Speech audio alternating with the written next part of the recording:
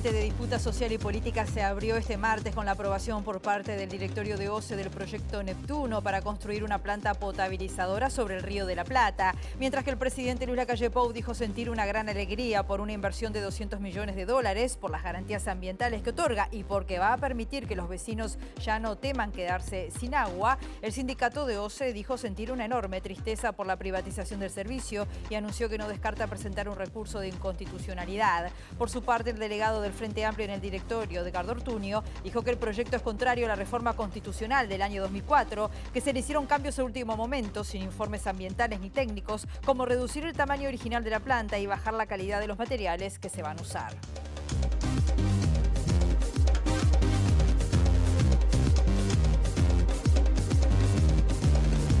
¿Qué tal? ¿Cómo están? Bienvenidas, bienvenidos a MBD Noticias. Comenzamos con información desde Montevideo con 29 grados a esta hora. Inumet dice que la máxima va a estar ubicada en los 32 y que el resto de la jornada se va a presentar con un cielo claro y algo nuboso, con vientos del suroeste al noreste entre 10 a 30 kilómetros con racha de 40 kilómetros por hora. Como siempre, estamos viendo algunas de las cámaras del Centro de Gestión de Movilidad de la Intendencia de Montevideo. Tengan en cuenta que en Burgues, entre General Martínez y Antonio Machado, media calzada hay hasta las 4 de la tarde de la próxima jornada, o en General Flores entre Amézaga y Martín García hasta las 4 de la tarde también está cortado. Allí hay en realidad media calzada por obras.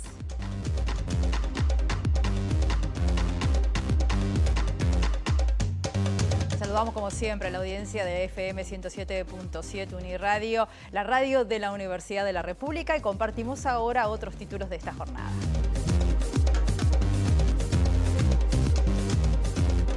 La Junta Departamental aprobará mañana pliegos de licitación para modernizar y mejorar las paradas de ómnibus aprobados este martes en comisión. Tribunal de Apelaciones que apoyó ley del olvido contra Google para implicados en supuesta explotación laboral rechazó eliminar información de abogado involucrado en casos de corrupción en España. Comenzó hoy por primera vez en Uruguay el Congreso de Claxo sobre ciencias sociales con la democracia y la desigualdad en el centro de la agenda. Después de acusar a Moscú y poner a la OTAN al borde de la guerra, Polonia aclaró que el misil que cayó en su territorio fue lanzado por Ucrania.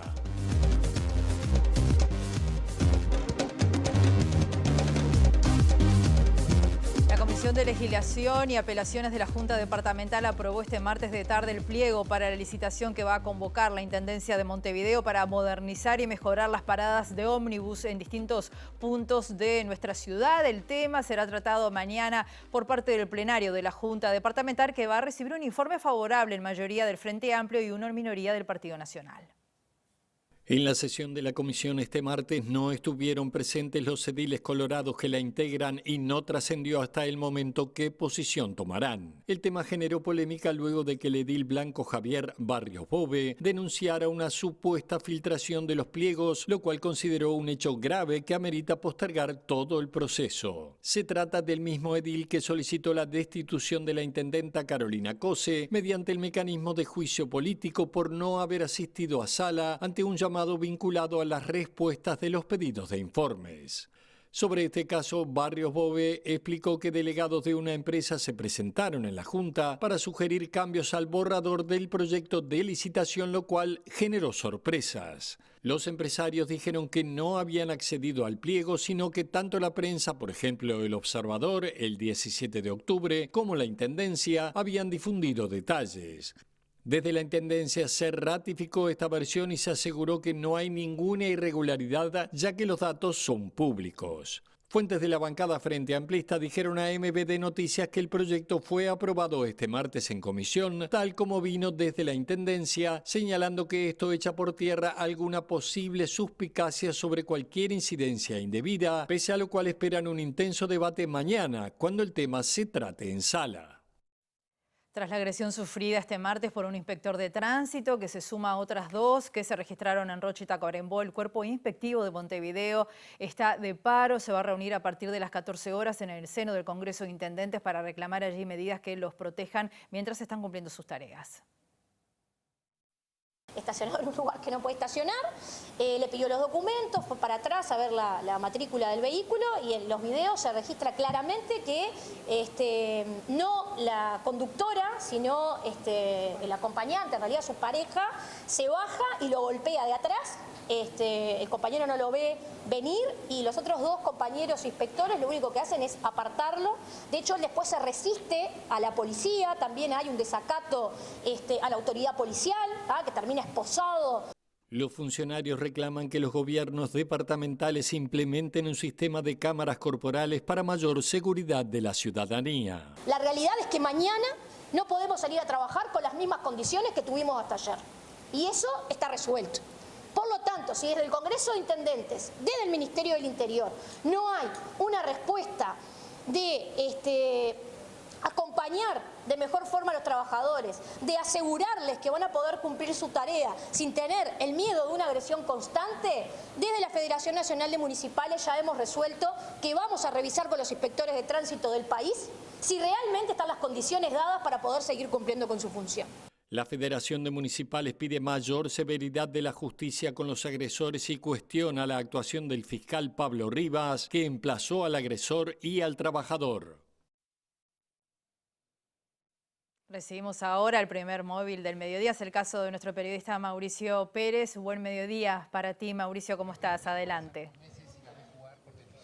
Buen mediodía, Rosina. Estamos aquí en la Facultad de Ciencias Económicas porque se están realizando en el día de hoy las elecciones universitarias. Más de 300.000 estudiantes, egresados y docentes estarán votando en la jornada de hoy para elegir a los representantes en los consejos de cada facultad, con excepción de la Facultad de Información y Comunicación y la Facultad de Artes. Y para hablar de este tema estamos con el rector de la Universidad de la República, Rodrigo Grino, a quien agradecemos por estos minutos con MB Noticias y consultarlo, rector, sobre cuál es la importancia de esta elección que se celebra en la jornada de hoy. Yo le diría que la importancia es triple. En primer lugar, como toda elección, es una fiesta de la democracia y nosotros los universitarios tenemos pasión por estas instancias que conforman nuestro gobierno, un gobierno colectivo que además ha demostrado durante la pandemia capacidad de gestión de situaciones bastante límites al respecto. En segundo lugar, porque implica también ponernos al día con un calendario electoral en donde la propia pandemia lo había alterado.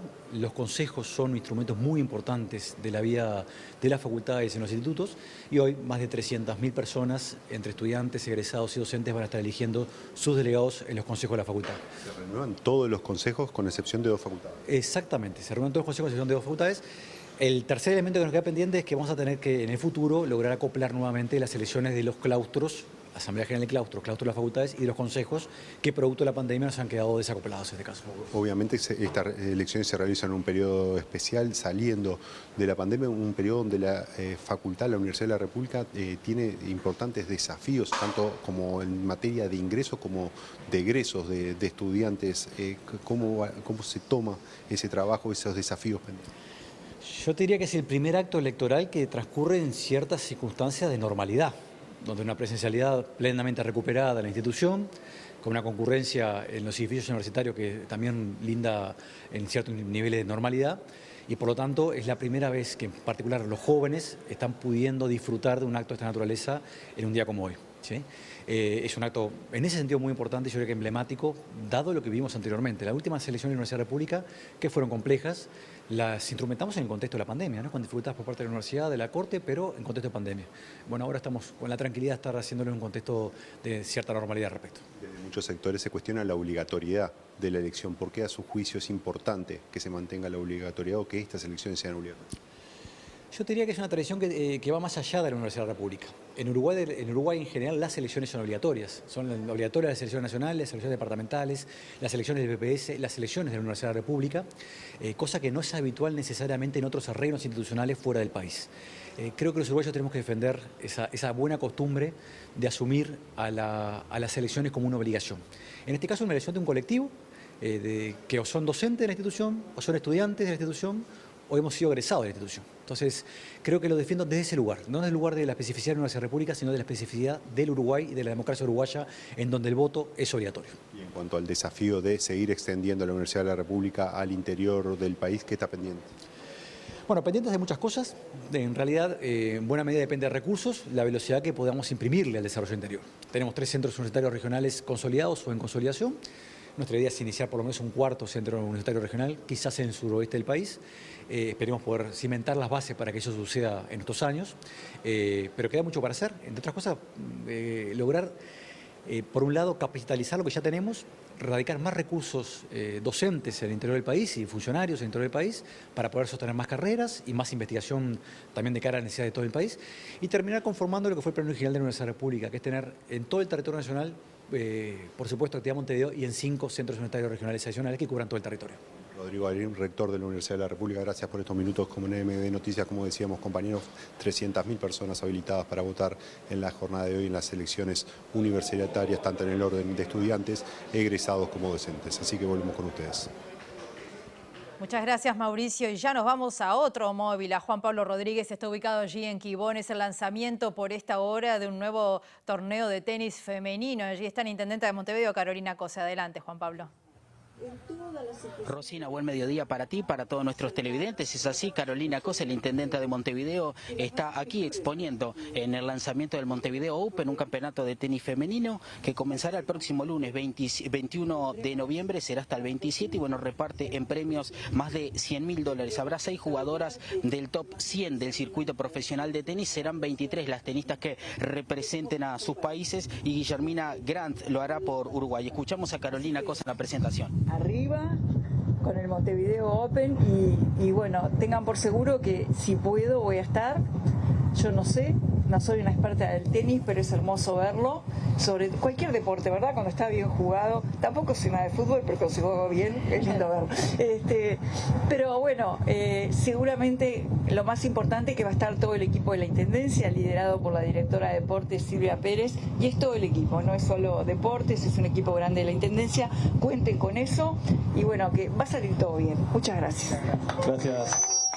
Bien, allí pasaba la palabra de la intendenta de Montevideo, Carolina Cose, que recordar que este campeonato se jugará por completo en el Carrasco Lawn Tennis. Las entradas ya se pueden adquirir y va a haber tenistas de la monta de Nadia Podoroska, por ejemplo, que fue semifinalista en Roland Garros en el año 2020. También será una de las animadoras de este campeonato, Sara Errani, que se fantasea con el enfrentamiento entre Podoroska y Sara Errani, que puede llegar a darse en este certamen en Montevideo, en esta segunda edición que galardona al tenis y pone a Montevideo al nivel de Buenos Aires, pero también de Santiago de Chile en los abiertos femeninos de tenis. Y bueno, desde ya que para Montevideo es muy importante celebrarlo por segunda vez y mantener este nivel continental. Habrá tenistas de Hungría, de Austria, de Eslovenia, de Italia, de Brasil, de Andorra, de Francia, de República Checa, de los Estados Unidos, de Francia, de Rumania, de Georgia, de México y como dijimos, la representante nacional será Guillermina Grant,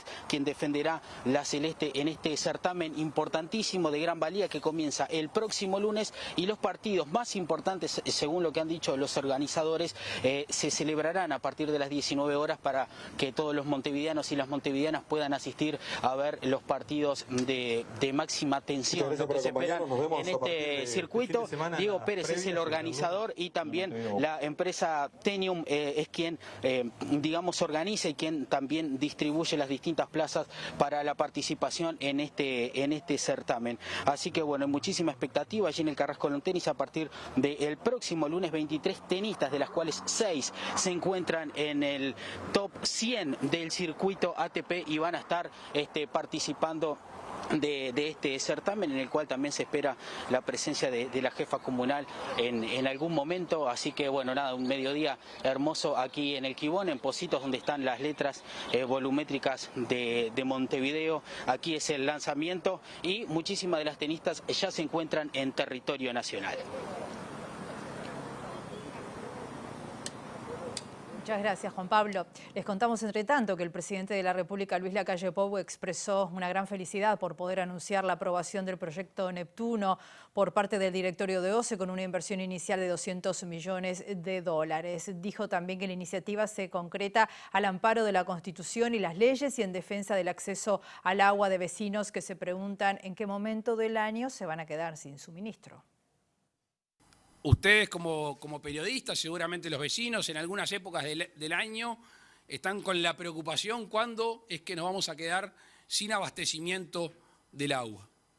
Así que amparado en la Constitución de la República, amparado en las leyes, habiendo recibido una iniciativa privada, habiendo estudiado durante meses técnica y políticamente esta posibilidad, es con gusto, con mucha alegría. La verdad, recién estábamos en una reunión y estamos muy contentos de que finalmente el gobierno pueda anunciar esta obra de gran volumen, como obra en sí, de gran importancia y además también de volumen económico. Es una inversión que va a superar los 200 millones de dólares, que cuando esté acompañado, si es que el directorio de OCE así lo vota por el saneamiento, va a llegar casi a 500 millones de dólares en una inversión que hace a la seguridad,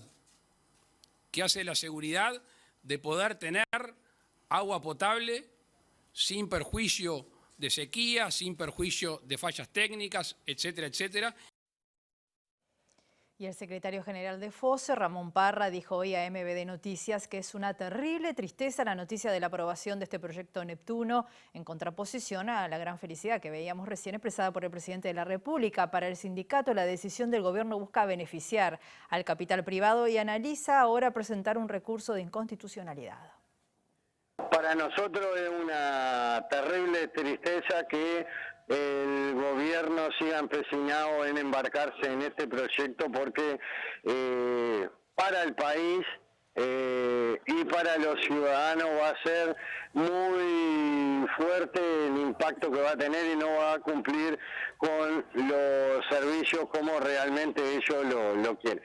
Va a ser un negocio, como lo veníamos diciendo nosotros, un negocio para los privados. No entendemos por qué el gobierno sigue con esta tesitura, dado que estas 4 empresas van a quedarse con 200 millones de dólares, como dijo el presidente, de todos los uruguayos.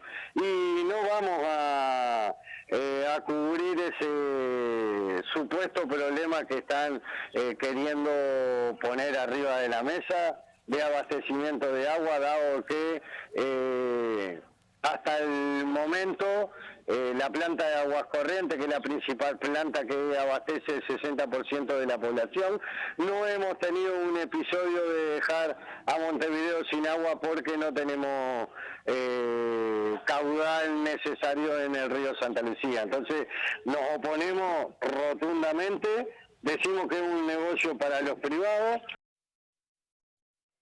Y sobre este mismo tema, el representante del Frente Amplio en el directorio de OCE, Edgar Ortuño, va a llevar el tema a la mesa política de su fuerza política. Según denunció, después de la votación se hicieron cambios sustanciales, dijo, en el proyecto sin informes técnicos de OCE, que solo se dieron 24 horas para estudiarlos y que la planta proyectada en el balneario Arasatí será más chica de lo previsto y la tubería de menor calidad, agregó. Otro aspecto que cuestionó fue que OCE operará y pagará 40 millones de dólares por año al propietario de la planta por la disponibilidad de la infraestructura, lo cual calificó como un mal negocio contrario al plebiscito del agua del 2004.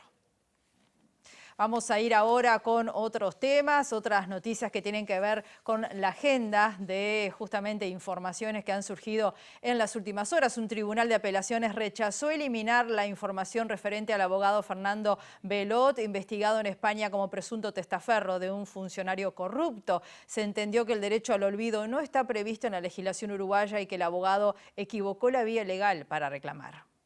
El juez Juan Benítez Caorsi había condenado a la empresa Google a desindexar de su motor de búsqueda los artículos vinculados con Belot y la investigación judicial en España publicados antes de agosto de 2017. Para esto el juez aplicó el derecho al olvido. Sin embargo, el Tribunal de Apelaciones en lo Civil de Sexto Turno revocó el fallo y desestimó la demanda.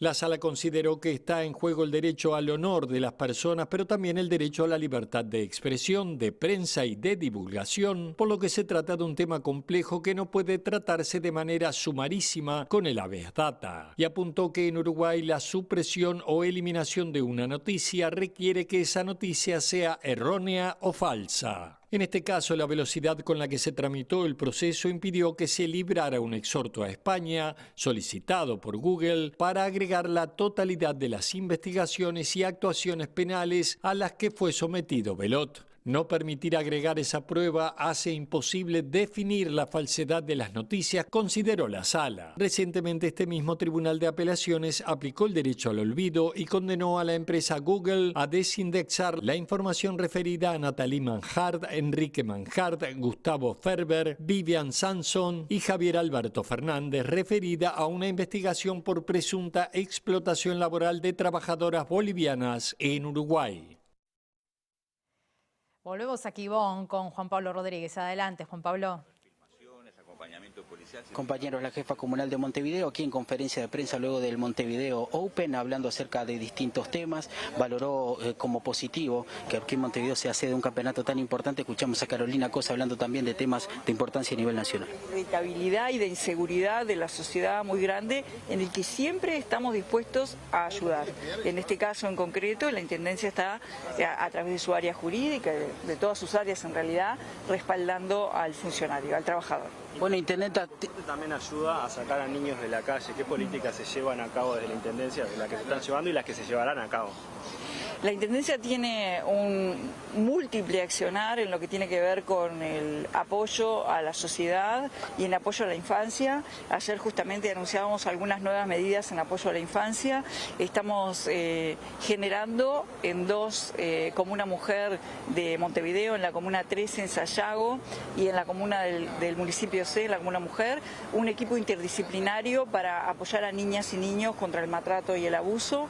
Ya estamos generando un equipo también interdisciplinario para ayudar a niñas, niños y adolescentes a no abandonar la educación y muchos otros. Tenemos un programa que se llama ABC por tus ojos, que en convenio con la Facultad de Medicina ya le entregamos lentes a más de 70 niños y bueno, muchas otras acciones que la Intendencia constantemente está atendiendo, escuchando, porque estamos en el territorio y estamos tratando de aportar todo lo posible para que mantener nuestra sociedad con los mejores valores de lo humano, ¿verdad? Intendente, una semana importante desde lo deportivo. Bueno, el fin de semana tenemos la San Felipe y Santiago también aquí en la capital, que se suma a este abierto de tenis, ¿no?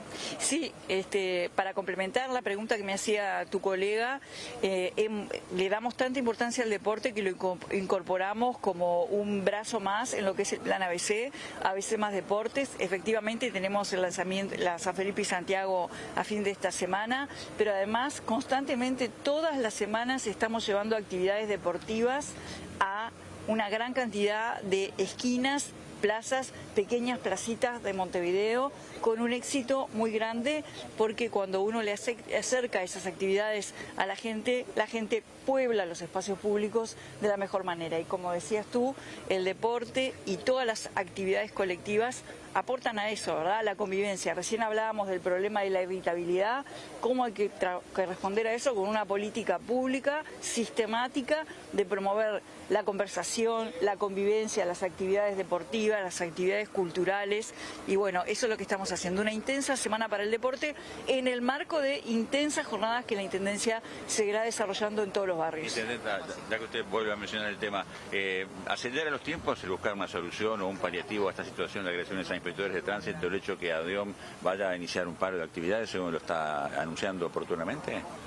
Nosotros no Bien, le damos estamos más viendo o menos parte entonces de las importancia declaraciones que porque está brindando la intendenta de Montevideo allí en Quibón. En el marco de este lanzamiento del torneo femenino de tenis, vamos a tener toda la ampliación en nuestra edición central. Les contamos en otro orden que el Senado aprobó este martes la creación de una comisión investigadora sobre la actuación del senador Charles Carrera como director general del Ministerio del Interior. Esto es por la internación de un civil en el hospital policial en el año 2012. La comisión fue impulsada por el senador Jorge Gandini, apoyada por los 17 votos del oficialismo, pero no por el Frente Amplio, que consideró la iniciativa como un ataque personal contra Carrera en un intento por acallar sus denuncias sobre el puerto y seguridad. La comisión va a estar integrada por 4 miembros: Graciela Bianchi, Amin Nifuri por el Partido Nacional, Pablo Lanz por el Partido Colorado y Guillermo Domenech por Cabildo Abierto.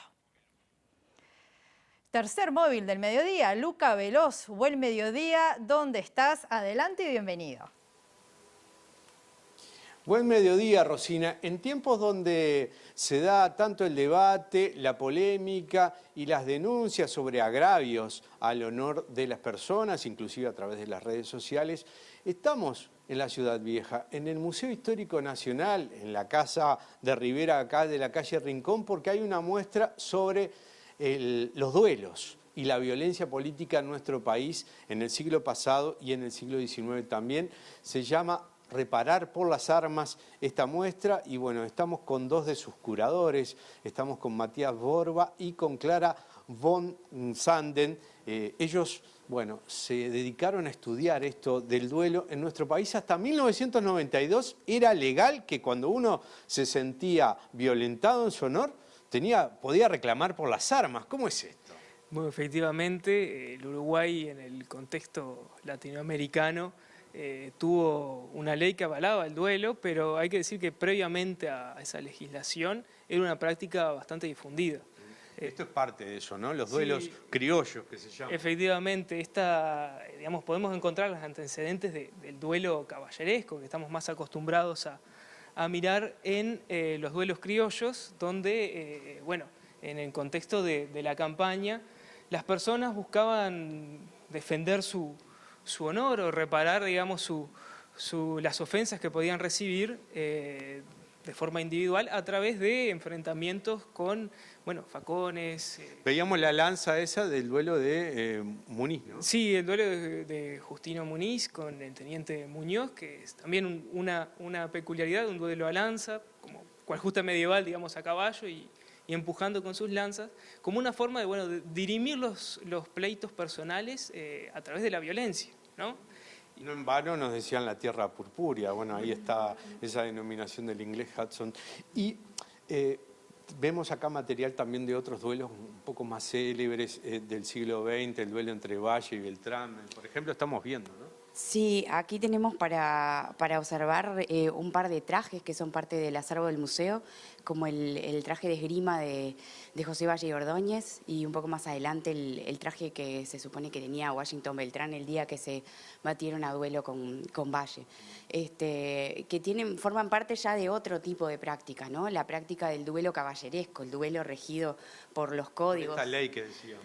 Antes de la ley habían códigos que decían exactamente cómo uno tenía que reaccionar cuando lo retaban, cómo hacer para retar a alguien, qué características tenía que tener la persona, qué características tenía que cumplir para poder aceptar un duelo. De alguna manera, el ser retado a duelo era ser también declarado merecedor de eso, ¿no? Tenía que estar en un nivel aceptable de honor. ¿Era una práctica habitual de una clase social, de la burguesía, se puede decir? Bueno, sí, los de qué forma se podían batir a duelo y justamente estos enfrentamientos individuales, estas formas de defender el honor a través de las armas, estaba un sector de la sociedad, un sector acomodado, pero además que defendía una escala de valores burguesa, en el sentido de que el honor era algo que debía ser protegido y defendido, e incluso si esto contravenía a la normativa. Hay que recordar que en 1889 el Código Penal establecía el duelo como un delito. Sin embargo, hay que reconocer de que si bien era un delito la práctica del duelo, tenía su peculiaridad porque era ampliamente aceptado, parte de las costumbres, y a su vez la pena por batirse a duelo no era la misma pena que por un hecho de violencia común, sino que el propio Código Penal, a pesar de prohibirlo, lo reconocía como una práctica particular de un sector de la sociedad. ¿Hasta cuándo está? Un secreto a voces, como dice allí. ¿Hasta cuándo está esta muestra? Esta muestra va a estar hasta fin de año, está en el Museo Histórico Nacional, en su sede de Casa Rivera, en Rincón y Misiones, que está abierto de miércoles a domingo de 12 a 18. Tienen un montón de otros materiales para ver, audiovisuales y también fotografías, inclusive algunos manuscritos que muestran un poco quiénes llevaban esta práctica a cabo, cómo también eso generaba una visión de cómo era una masculinidad de su época, y etcétera, y bueno, y cómo cambió eso y no tanto a partir de 1920, que fue cuando se legalizó la práctica. Parte del acervo filmográfico de TV Ciudad, hay un trabajo sobre el último duelo allí entre Julio María Sanguinetti, aparece con Pozzolo se batieron, ¿no? No, Julio María Sanguinetti con Maneco. Con Maneco Flores Mora. Pozzolo fue uno de sus padrinos. Y es interesante porque, bueno, como pueden ver en el estudio de TV Ciudad sobre ese acontecimiento, se dio entre dos compañeros del mismo partido. Lo cual señala de que en realidad esto, si bien formaba parte de la práctica política, no era una práctica de enfrentamiento entre colectividades políticas, sino que era enfrentamientos individuales en busca de reparar ese honor a través de una violencia normada, digamos. Referenciábamos a Julio María Sanguinetti porque en los últimos días también, junto a José Mujica, hablaban de la necesidad de reparar y cómo esto era un freno también a los agravios políticos. También, por supuesto, está la referencia al duelo entre Rivas y el general Sereñi, allí un testimonio del general Licandro también, que tomamos en TV Ciudad. Así que estamos todos convocados a esto que es parte de la historia de nuestro país, pero también hace referencia a lo que está pasando hoy. Muchas gracias, Luca. Muy buena invitación. Antes de ir a la pausa, les contamos que hay un nuevo brote de COVID en el Hospital Piñeiro del Campo. ACE informó que hay 4 residentes positivos y una funcionaria del pabellón B. 2 de los residentes tienen síntomas leves y otros 2 permanecen asintomáticos. Se encuentran en la planta física que está especialmente destinada a pacientes COVID positivo. El resto de los que están internados allí, pacientes del pabellón, están aislados y a ese pabellón se les suspendieron las visitas por el momento. Hacemos una pausa ahora, va a ser muy breve, volvemos enseguida.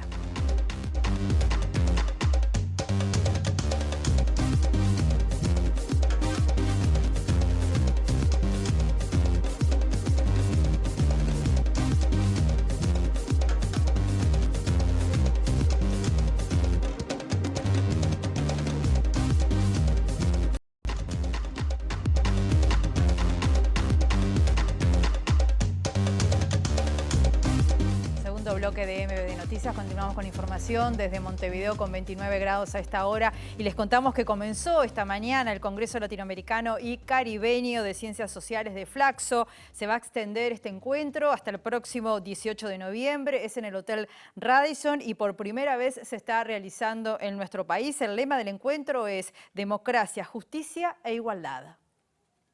Los contenidos centrales recorrerán aspectos que tienen que ver con las conceptualizaciones de la democracia, el imprescindible vínculo entre esto y el concepto de justicia, y también un componente sumamente importante que va a estar atravesando toda esta reflexión es el que tiene que ver con las desigualdades. El Congreso se enmarca en un momento de nuestra América Latina en el cual veníamos de desigualdades estructurales tremendamente importantes y los efectos de la pandemia han agudizado estas desigualdades que son estructurales, que tienen que ver, son de carácter sistémico y que nos hacen tener como un récord en términos de ser uno de los es el continente más desigual del planeta. Es decir, van a haber intervenciones entonces que relacionan el concepto de justicia con la igualdad. La igualdad atraviesa el concepto de igualdad todas los otros ejes, en la medida en que no concebimos las democracias sin libertades y creemos que las democracias se profundizan en la medida que también se asocian a políticas que contribuyan a disminuir las desigualdades de carácter estructural.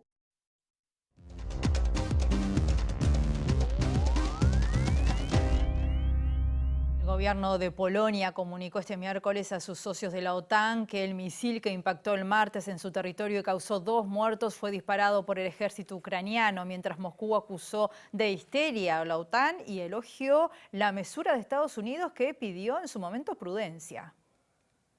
Una fuente diplomática europea afirmó que Varsovia no invocará finalmente ante sus socios de la alianza el artículo 4 del Tratado del Atlántico Norte, que prevé consultas cuando esté amenazada la integridad territorial, la independencia política o la seguridad de cualquiera de las partes, y que el Ejecutivo polaco se habría puesto ya en contacto con sus aliados para confirmar que se trató de un misil ucraniano y no ruso. tras registrarse una explosión en el pueblo polaco de Seguadowo, a pocos kilómetros de la frontera con Ucrania, causando la muerte a 2 personas, el primer ministro Mateusz Morawiecki compareció anoche ante la prensa para pedir calma y alertar contra la proliferación de noticias falsas, provocaciones y desinformación que solo benefician a Rusia. El Ministerio de Defensa de Rusia afirmó que, según especialistas que analizaron las fotografías de los fragmentos del proyectil, se trataría de trozos de misiles de defensa antiaérea S-300 ucranianos e insistió en que sus ataques del martes fueron contra objetivos que se encuentran en Ucrania a más de 35 kilómetros de la frontera con Polonia. Moscú reiteró que las declaraciones de varias fuentes ucranianas y funcionarios extranjeros sobre la supuesta procedencia rusa del misil son una provocación deliberada para escalar la situación, y el portavoz del Kremlin, Dmitry Peskov, destacó la reacción contenida y más profesional de Estados Unidos y su presidente Joe Biden, que contrastó con la absolutamente histérica de Polonia y otros países que se apresuraron a culpar a Rusia. Nos vamos, los esperamos como siempre a las 19 horas en nuestra edición central. Que pasen ustedes muy bien.